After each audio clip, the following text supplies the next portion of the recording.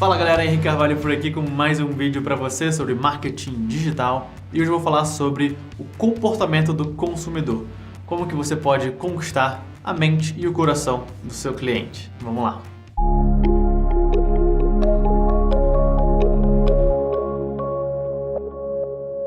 Estudar o comportamento do consumidor é como aprender a ler mente. Você vai descobrir como seus clientes pensam, sentem e principalmente escolhem quais produtos e serviços vão comprar. Uma vantagem competitiva que permite que você crie ofertas irresistíveis para o seu mercado-alvo, justamente porque você, mais do que os seus concorrentes, entende o que seus clientes querem e precisam, sem que eles precisem expressar seu desejo de uma forma objetiva.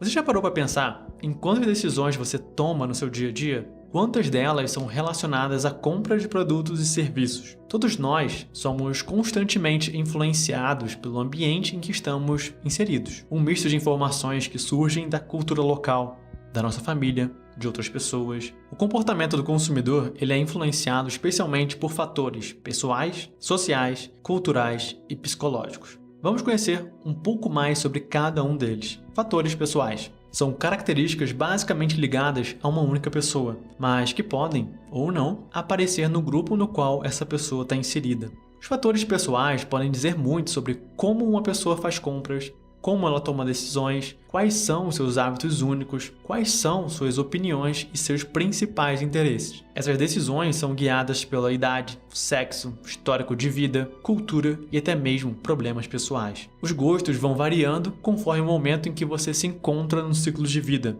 especialmente relacionado à idade. Os jovens da geração millennial, por exemplo, vão adotar um padrão de compra completamente diferente dos seus pais, mesmo que esses tenham influenciado na sua educação. A fase da vida na qual você se encontra, bem como com a relação às mudanças de situação, como casamento, nascimento de filhos, doenças e divórcio, também são fatores pessoais que afetam o comportamento do consumidor. Já a personalidade e a autoimagem são traços psicológicos distintos, que levam a reações relativamente coerentes e contínuas a um estímulo do ambiente. A personalidade é uma junção da maneira como a pessoa se vê, como ela gostaria de ser e como ela acredita que os outros a enxergam. E por que é importante compreender tudo isso? Porque as marcas também possuem sua própria personalidade e as pessoas, no geral, tendem a comprar marcas que mais se assemelhem à sua própria personalidade, ou melhor, à sua autoimagem. A situação econômica, bem como a ocupação,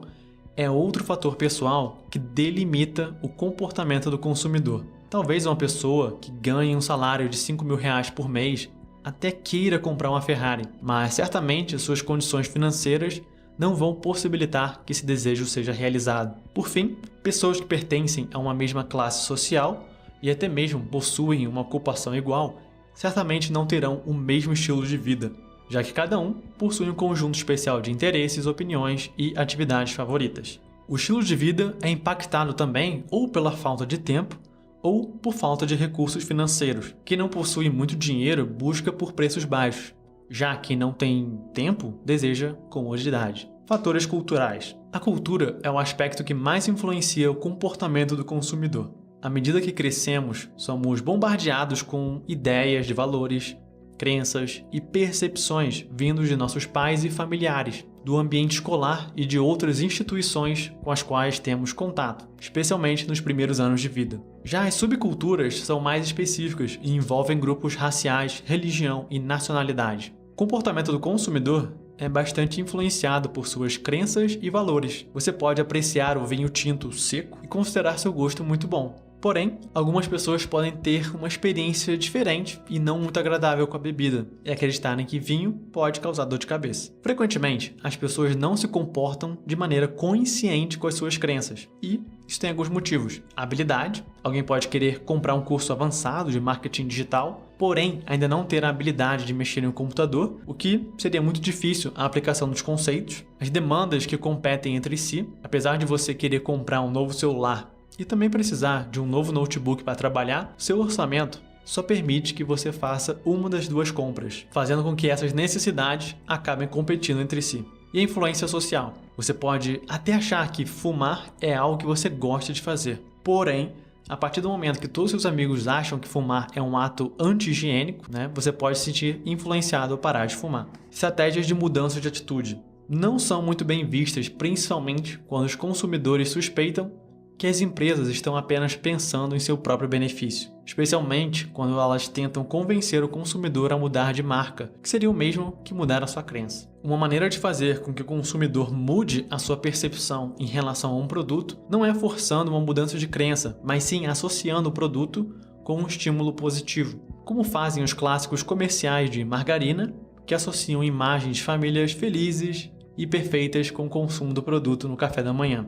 Porém, desde que a nova crença não seja conflitante com a crença já existente, esse é um fator de comportamento do consumidor que pode ser melhor moldado através de conteúdos de qualidade. Fatores sociais. Quando pessoas se juntam em grupos, muitas vezes suas ações vão ser diferentes daquelas que elas teriam se estivessem sozinhas. Isso porque elas desejam agradar ao grupo e fazer parte de um círculo social. Os grupos de referência são aqueles que exercem influência sobre o comportamento do consumidor, seja pessoalmente ou não. Podem ser a família e amigos, mas também grupos religiosos ou profissionais. Os grupos sociais, eles ditam comportamentos e estilos de vida, mas também influenciam atitudes e a autoimagem de indivíduos, sendo a família o grupo social que mais interfere no comportamento do consumidor. Os papéis que assumimos na sociedade, ou seja, aquilo que é esperado de nós de acordo com o papel que estamos ocupando e o status que esse papel traz, são frequentemente associados ao comportamento do consumidor, já que essas pessoas gostam de adquirir produtos e serviços que reforcem tanto o seu papel quanto o status associado a ele. Não só os fatores culturais, sociais e pessoais afetam o comportamento do consumidor. É preciso considerar também os aspectos psicológicos desse consumidor. Então vamos entender a psicologia do consumidor, a visão da mente, do coração dos seus clientes. Para grande parte das empresas, o psicológico dos seus clientes é um verdadeiro jogo de adivinhação. O especialista em comportamento do consumidor, Michael Fishman, diz que a grande dificuldade em entender o comportamento do consumidor está justamente em avaliar as ações de forma racional, já que ninguém age dessa maneira. Na verdade, o consumidor muitas vezes ele não sabe explicar o porquê deseja algo, já que o nosso cérebro usa atalhos para tomar decisões. Todas as nossas decisões elas são tomadas no inconsciente e só depois vem a consciência, normalmente acompanhada de uma justificativa racional. A psicologia do consumidor tenta entender justamente o que acontece nesse subconsciente humano, que é quem está influenciando todo o tempo o nosso processo de compra. Fato é que todos nós temos necessidades fisiológicas, como fome, sede e sono, ou psicológicas, como a necessidade de sermos amados ou reconhecidos. Quando a necessidade é realmente importante, surge uma forte motivação e somos obrigados a agir. Para entender o que está por trás da psicologia do consumidor, vamos aprofundar um pouco nos conceitos de motivação, percepção, aprendizagem e memória. Motivação. A motivação para a ação pode ser explicada por três importantes teorias de grandes nomes como Freud, Maslow e Herzberg. Vamos conhecer um pouco mais de cada um deles. Teoria de Freud. Ninguém entende a própria motivação, porque ela está no inconsciente. Quando alguém avalia uma marca, reage não somente ao que a campanha de marketing está dizendo, mas também a sinais menos conscientes. Teoria de Maslow. O psicólogo americano Abraham Maslow classificou as necessidades humanas de acordo com uma escala de hierarquia. A base da pirâmide é formada por necessidades básicas, como comer, dormir e respirar. E conforme são atendidas, outras mais acima começam a ganhar importância dentro da nossa cadeia de prioridade. A teoria de Maslow afirma que somos motivados pelo que ainda não alcançamos e sempre respeitando a hierarquia de necessidade. E a teoria de Herzberg, a teoria dos dois fatores, a satisfação e a insatisfação. A ausência de fatores que causam insatisfação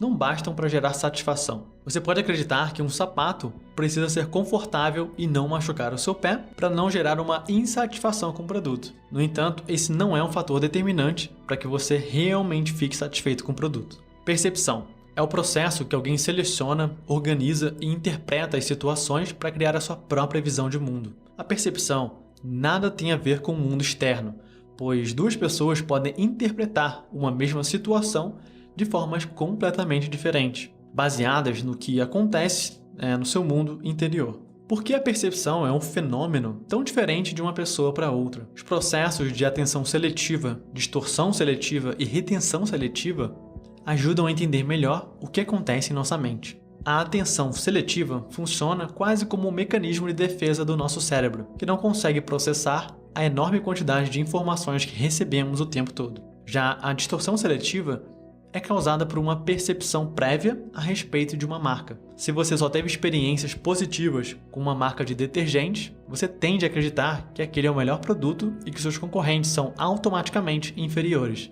E a retenção seletiva funciona de uma maneira parecida com a distorção. Esquecemos o que vemos, mas lembramos daquilo que se assemelha às nossas crenças e atitudes. Lembramos de pontos positivos de produtos. O que mais gostamos, esquecemos dos concorrentes. Aprendizagem e memória. Toda ação que temos no mundo irá nos fazer passar por alguma experiência. Independente do resultado final, toda experiência gera sempre a mesma coisa: aprendizado. O aprendizado nos leva a mudar comportamentos futuros.